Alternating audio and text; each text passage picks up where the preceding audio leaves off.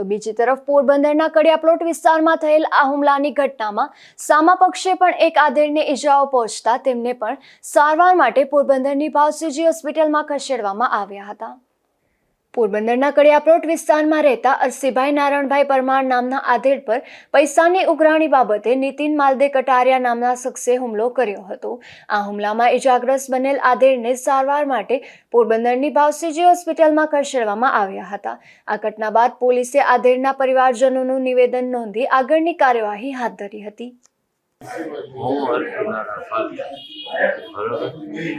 મારા છોકરા અને નીતિન માલદેવ કટારિયા એ બે ઝઘડો કરતો પૈસાની પછી હું એને મારતા ભીખુ આજા કટારિયા બે ભાઈ એને મારતા એટલે મને ખબર પડી એટલે હું દિલ્હીમાંથી નીકળ્યો ફોન પાસે તો નીતિન માલદેવ કટારિયા મને મારવા હું વારવાઈ ગયો એટલે માથામાં ટીકા મેળા વાહામાં પેસમેકરમાં બાયપાસની જે નળી છે એમાં માર્યો મને પોણી પછી હું એડમિટ થઈ ગયો। કડિયાપ્લોટમાં થયેલ સામસામી મારામારીમાં બંને પક્ષે બે સભ્યોને ઈજા પહોંચતા તેમને સારવાર માટે હોસ્પિટલમાં ખસેડવામાં આવ્યા હતા।